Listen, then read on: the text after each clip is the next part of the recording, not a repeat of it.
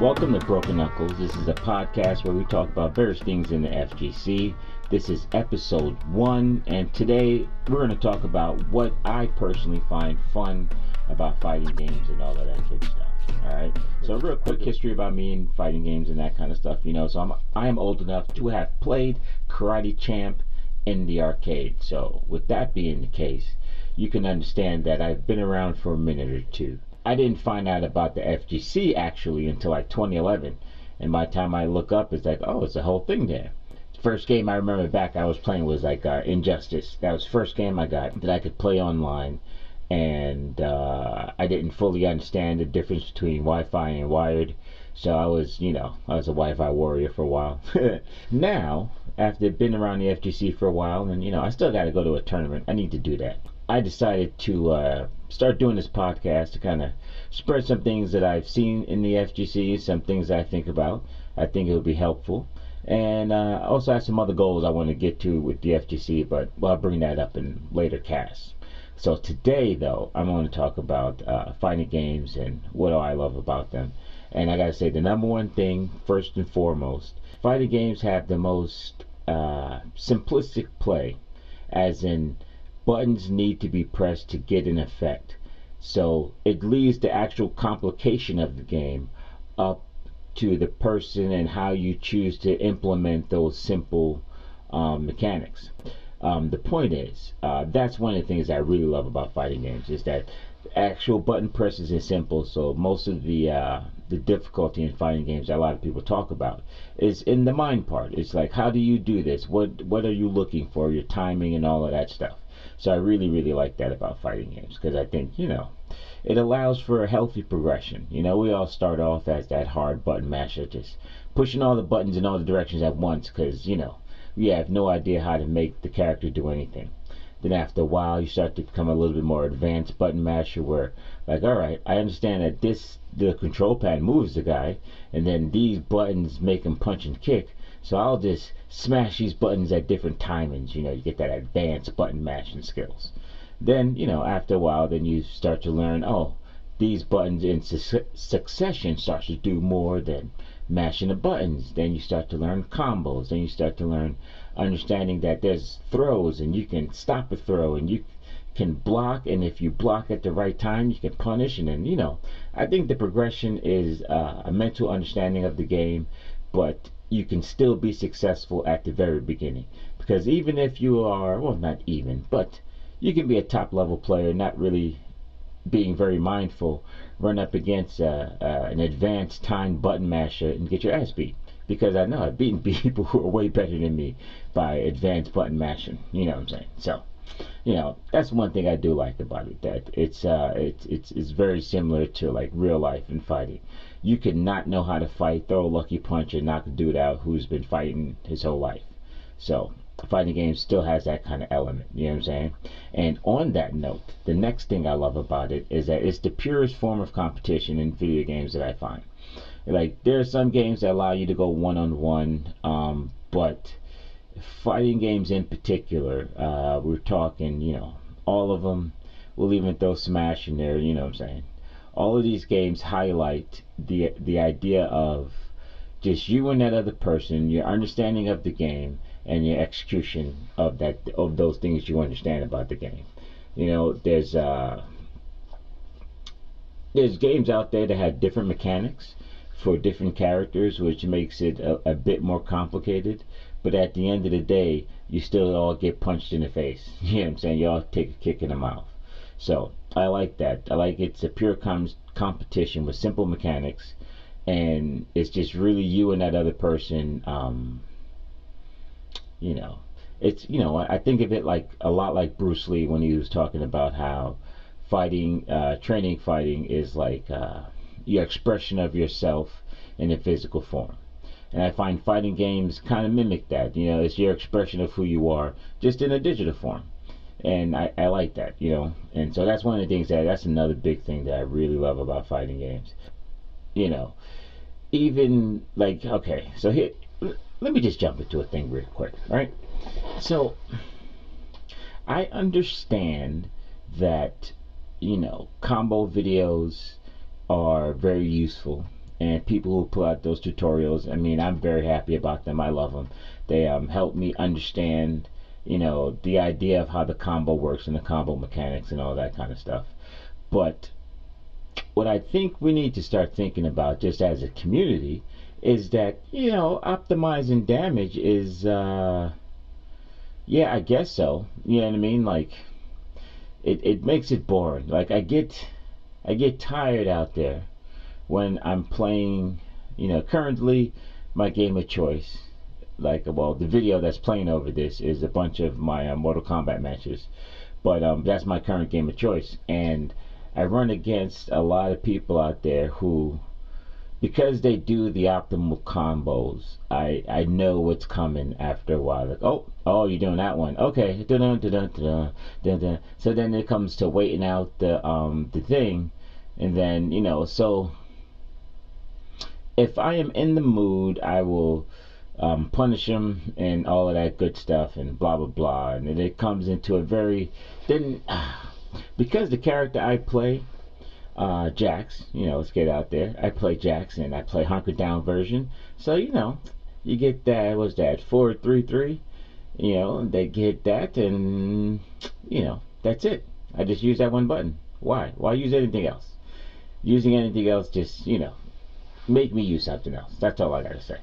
But, even though that's the case with my particular character, I try to mix it up because I have found that so now the level has gotten to everyone's flawless blocking right now. Like, and Jax's thing, because it's so simple, everyone's gotten to practice the flawless block. So what does that mean?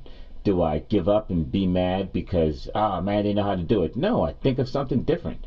You know what I'm saying? Even though that is my optimal meaty, you know what I mean? It gets me the best range, catches them really good, and it's not the easiest to punish. It's safe on block, so I use it often.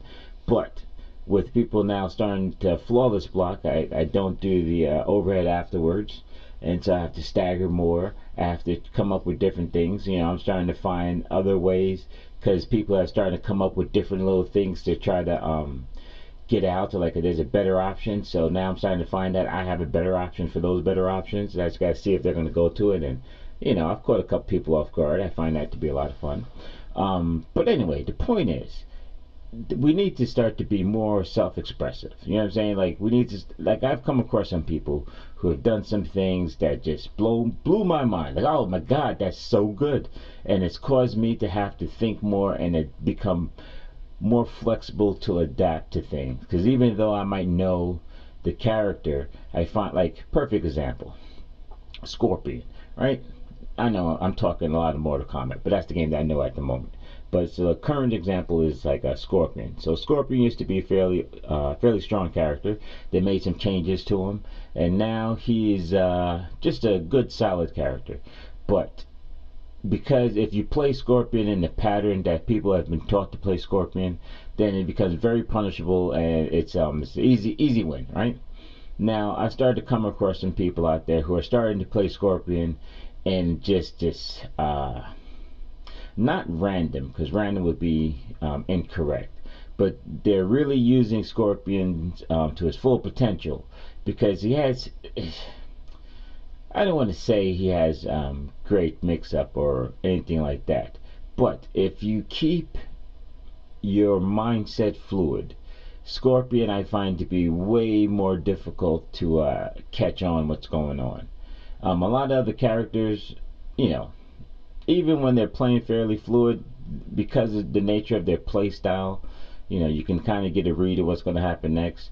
But Scorpion is one of the few ones, and like Scarlet's another one that pisses. Oh, she gets on my nerves. Anyway, Scarlet's another one.